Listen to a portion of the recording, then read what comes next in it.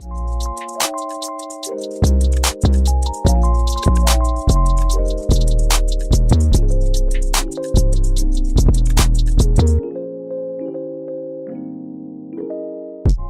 y'all, welcome back to my channel. So I know I've been going for months, a long time, but it's okay y'all. We're gonna get back into it and I'm not gonna do too much rambling. We're just gonna hop straight into the topic.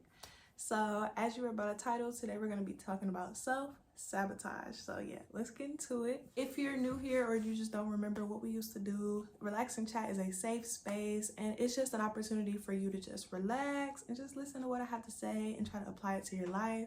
So get comfortable, get you something warm to drink, some tea, some hot chocolate, anything, some water, hydrate yourself, and just prepare for what we're gonna talk about today. So grab some tea, sit back, and let's relax and chat. So like I said, today we're gonna be talking about self-sabotage. We're gonna be talking about what it is, what it may look like in our lives, and how we can, stop ourselves from engaging in this behavior. So self-sabotage is defined as when people do or don't do things that are preventing them from reaching success or things that are gonna block them from reaching their goals. And we can see examples of self-sabotage in many aspects of our lives. And today, some examples of self-sabotage I want to touch on are settling for less, self-doubt, or just speaking negatively or just speaking negatively about yourself, and setting yourself up for failure. So let's dive into each one of these. So self-doubt or speaking negatively is something that we do a lot, and sometimes we don't even realize we're doing it. When you start to speak negative energy over yourself, you're going to start believing what you're putting out. Remember how powerful your words are. Like, y'all, the power of the tongue is real. And a lot of times we are our biggest hater. You could be saying things like, oh, I'm not gonna get that job. I just don't feel like I'm qualified enough. Or, oh, I'm not gonna pass that test, before you even seen the first question on the test. Like, when we start to speak so much negativity over our lives, it starts to become our reality, and we do not want that. Next one I want to talk about is setting yourself up for failure. And this can be applied in really a lot of different aspects of our lives, big or small. But today we're going to talk about a school example for my students out there. Let's say you have an exam coming up in like a week and you need to get a certain grade on it. So you know what you should be doing to prepare. You should be studying, you should be, reviewing the content, just getting all prepared. But instead, you choose to procrastinate, wait till the last minute, wait till the day before the test and start cramming all the information in. You take the test, you don't get the grade that you needed.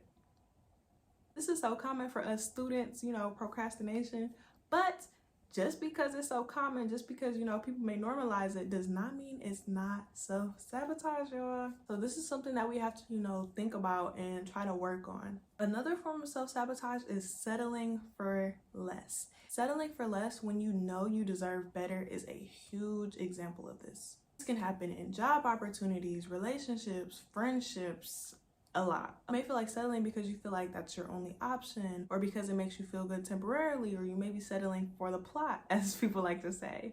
But it may not be good for you in the long run, and we have to think about this before we, settle for something. And for my Christians out there, we can also self-sabotage our blessings from God. So let's dive into that a little bit. I've been seeing so many videos lately about blocking your blessings, and this is more common than we think. So disobedience is a way that you can block your blessings. When God is telling you to do something or to not do something, but you choose not to listen, maybe because it's out of your comfort zone, or because of fear, or just because you simply don't want to listen, this is disobedience, which can lead you to self-sabotage your blessings. This can lead you to delaying a blessing God is trying to lead you towards. Remember, self-sabotage, you are doing things to prevent yourself from reaching success. We have to understand God is never going to lead us towards harm's way. You may be in a test, but it's not going to harm you. We have to trust his plan for us and follow it instead of self-sabotaging our blessings. No one can interfere with God's plan for us, but you can delay his plan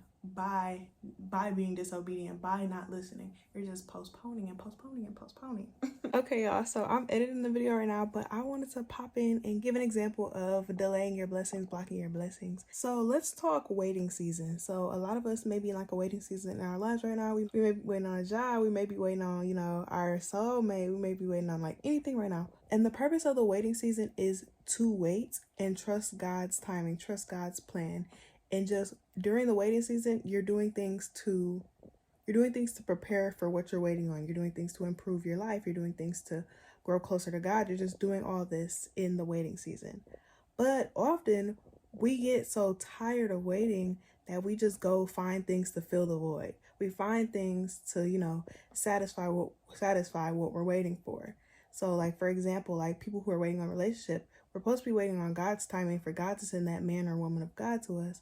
But we may find ourselves like, I like that person. He matches the things on my list. So, I'm gonna talk to him. Or, things like that. And when we do that, when we try to fulfill the void, it's not gonna be a happy ending. It's not gonna lead to good. So we have to trust in God's plan for us, be patient and wait on his timing, because his timing is the perfect timing. And when we do things to fill the void, this is self-sabotage. So yeah, that's all I want to pop in and say. Let me give y'all some scripture to back up what I was saying. First one is Proverbs 19:21. Many are the plans in a person's heart, but it is the Lord's purpose that prevails. I have Jeremiah 29:11. For I know the plans I have for you, declares the Lord. Plans to prosper you, not to harm you. Plans to give you hope in the future. Then I have Proverbs 3, verses 5 and 6. Trust in the Lord with all your heart and lean not into your own understanding. In all your ways submit to him, and he will make your path straight. And in those verses, it really just talks about how God knows the true plan for our lives. We as humans, we have our own idea of where we want things to go, how we want things to turn out, but our ways are not always the right ways. We need to trust God's plan for our lives and follow his commands so that we can avoid self-sabotaging our blessings. Okay, now that we talked about what self-sabotage is, let's talk about how we can stop this habit and build better ones. So first, we want to change our thoughts. The way we think of ourselves needs to be highly in order to block out that negative talk. This does not mean be arrogant and cocky and prideful. No, we're not doing none of that. But we need to value ourselves and think of ourselves highly. And you need to know that you're worth more than you think you are. You deserve the best opportunities to come to you, and you're going to accomplish everything you put your mind to. So you want to be your biggest supporter first and not the first person to tear you down. Next, we want to make sure that we stay consistent and be prepared for the things that we want to accomplish. We want to make sure that we're studying a good amount before our exams. We want to make sure that we're taking care of our health mentally and physically. We want to make sure that we're taking care of what we own now to prepare for what's to come in the future. The last thing I want to touch on is knowing your worth. I want everybody watching this to know you deserve so much. You deserve the best job, the best relationship, and just the best opportunities in life. Don't settle for something or somebody who brings you temporary satisfaction over a fulfilling amount. And if you're currently in a situation like that, I want to let you know that you deserve the best. It's never too late to start elevating your life and standing on what you deserve. You just have to believe that you deserve it and be your biggest supporter. The transition will not be easy, but you are capable of doing it. You are so much stronger than you think, and I'm extending all my love to you, and I really hope what I said can resonate with you and help you be able to elevate your life. So that is all I have for today's video. I hope you guys really liked it. I'm trying to get back into recording. I've just been really busy this entire summer. Like, I've been on go, but I still want to make room for the things that I like to do.